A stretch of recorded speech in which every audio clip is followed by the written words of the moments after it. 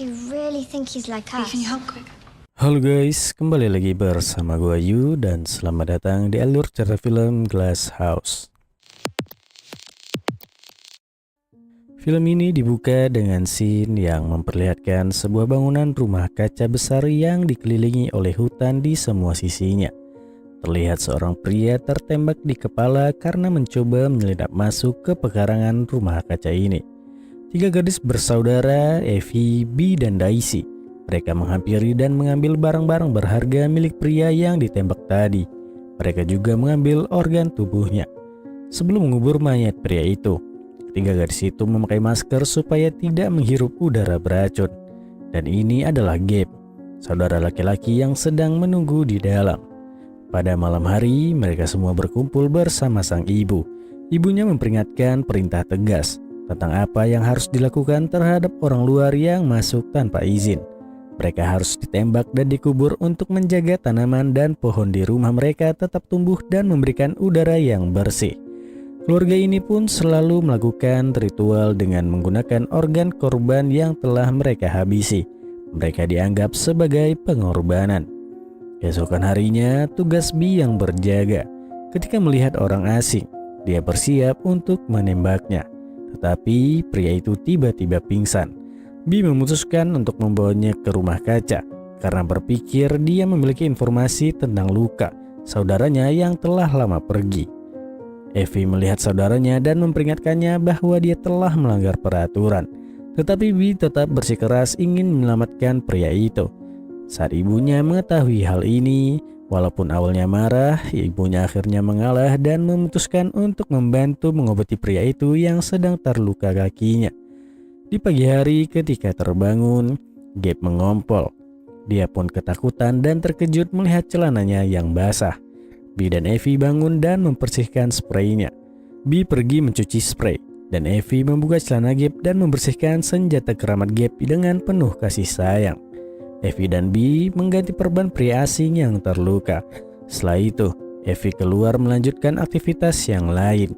Saat pria itu membuka matanya, Bee pun kaget dan mengancamnya menggunakan pisau. Tidak lama setelah itu, ibunya menginterogasi pria itu. Dia mengaku tidak tahu dari mana dirinya berasal dan juga tidak mengingat namanya. Ibunya memutuskan dirinya tetap tinggal dan diberikan tugas seperti yang lainnya. Kemudian Evie memperingatkan adiknya untuk tidak gampang mempercayai orang asing itu begitu cepat.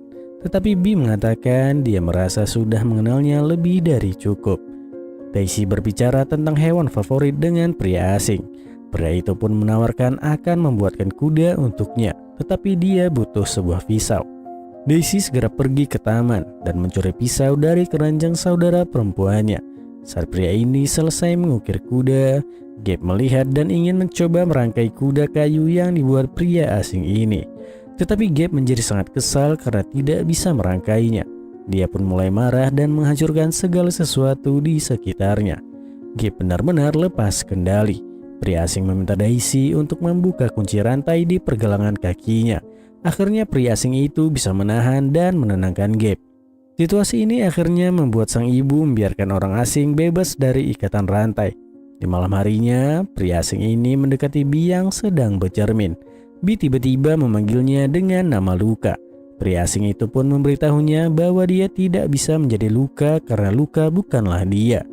Dan dia tidak merasakan perasaannya seperti seorang saudara laki-laki. Keesokan harinya, dia bertemu dengan Evie di gudang taman. Dia pun mencoba untuk ramah dan berbicara dengannya. Percakapan itu seputar tentang kotak ingatan permainan yang biasa dia mainkan bersama saudara laki-lakinya Luka. Evie marah karena dia tidak bisa mempercayainya. Singkat cerita, sang ibu berbicara dengan pria itu dan menyarankan bahwa peran orang asing itu di sini adalah untuk menanam bibit kepada Bee. Saat Bee sedang bertugas berjaga, dia ditemani pria asing. Mereka pun melihat seseorang yang datang.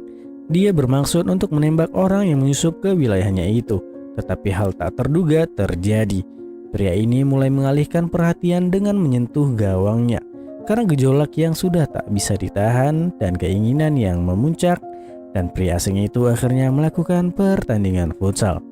Di sisi lain, Evie sedang bekerja di kebun. Orang asing itu mendekat dan bertanya padanya, apakah kamu menikmatinya saat melihatnya tadi? Evie pun marah dan melemparkan alat ke arahnya. Setelah memperingatkan pria asing itu untuk berhenti memanfaatkan Bee, Evie pun pergi meninggalkannya. Pria ini menemukan kotak memori Evie di bawah tanah. Di dalamnya terdapat kalung luka berinisial L. Kemudian keluarga berkumpul untuk ritual sehari-hari mereka. Tetapi Evie menghentikan ibunya dengan mengatakan bahwa ritual itu suci dan orang asing itu tidak seharusnya berada di sini. Lalu pria itu mengeluarkan kalung luka dan mengatakan dia selalu menyimpannya dengan aman. Di sini, pria asing itu memainkan peran seolah dia adalah Luka, saudara mereka yang hilang. Evie mengatakan pria itu adalah pembohong dan penipu. Dengan marah, Evie meninggalkan ritual. Sementara itu, di malam hari, Gabe yang tak bisa tidur kasurnya bergoyang hebat seperti gempa karena Bee dan Luka palsu yang berada di atasnya sedang bermain futsal, sampai terdengar oleh Evie dan bahkan terdengar oleh Daisy dan juga ibunya. Suatu hari, Bee mengunjungi ibu di kamarnya dan berkata kepada ibunya ia sangat bahagia. Ibunya sangat senang, tetapi mengingatkan bahwa ada bayi di dalam tubuhnya. Bee harus siap saat bayi itu lahir. Dia harus memilih salah satu, pria itu atau bayinya. Bee sedih mendengar perkataan ibunya tadi. Luka pun menemaninya dan mencoba menenangkannya. Dia bilang bahwa akan tetap selalu bersama. Bee pun sedikit tenang mendengar hal itu. Suatu malam, Gabe mendatangi kamar Evie dan tidur di sebelahnya. Ternyata Gabe juga ingin bermain futsal. Evie pun kaget dan terbangun saat dipeluk erat oleh Gabe. Evie menolak, tetapi sesaat kemudian Evie membantunya dengan menaruh tangannya di bawah selimut. Tahu sendirilah ya buat apa. Lanjut ke cerita berikutnya saat kedua pria ini bekerja bersama di gudang taman rumah kaca. Luka palsu memberitahukan Gabe bahwa kasih sayang Evie padanya adalah karena rasa kasihan. Gabe tak menerimanya. Dia melemparkan kayu ke arah luka palsu tetapi malah terkena jendela hingga pecah. Setelah kejadian itu, ibu dan orang asing itu berbicara empat mata. Sang ibu telah mengambil keputusan dan memberitahunya bahwa sudah waktunya dia pergi. Pria itu pun sedikit kecewa. Singkat cerita, Luka palsu menemui sang ibu. Mereka sedikit beradu mulut. Kemudian pria itu memukul kepala, menghabisinya dan meletakkan mayatnya di sebelah Gabe yang sedang tertidur. Gadis-gadis pun mendengar keributan dan melihat Gabe yang sedang menyerang Luka palsu. Mereka juga melihat ibunya yang sudah jadi mayat. Hal ini terlihat seolah-olah Gabe yang menghabisinya. Ketiga gadis itu menangisi kematian ibunya. Suatu malam, Bee menemukan kotak rahasia Evie. Di sana dia melihat bungkusan bernama Luka, sesuatu yang mengingatkan masa lalunya. Bee teringat kalau Luka tidak hilang, tetapi dialah orang yang menghabisi Luka. Dan sejak saat itu, Bee menjadi lupa ingatan. Bee kemudian menemui Evie dan memarahinya karena telah menyembunyikan kenyataan ini darinya selama ini. Luka palsu yang melihat mereka berdua mencoba menenangkan Bee yang sedang tidak stabil. Bee akhirnya pergi keluar meninggalkan mereka berdua. Singkat cerita, pria asing atau Luka palsu ini menemui Evie dan berbicara dengannya. Dan tanpa basa-basi mereka pun langsung beradu mekanik.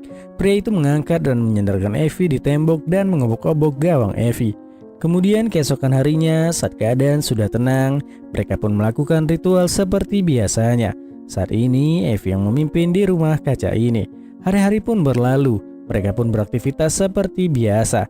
Ada Bee yang sedang menikmati kehamilannya. Ada Gabe yang sedang melamun dan ada Bee dan Evie yang sedang mengobrol. Lalu Luka palsu melanjutkan tugasnya sebagai penjaga. Sesaat kemudian ada penyusup datang. Sebelum menembak, dia melihat Gabe. Terpikir untuk menembaknya dan mengganti perannya dengan penyusup baru itu. Akhirnya Gabe pun ditembak mati dan tamat. Begitu alur cerita dari film ini. Like jika kalian menyukai video ini. Jangan lupa subscribe dan nyalakan notifikasinya. Dan tulis komentar kalian di bawah. Gue coba dulu, see you guys.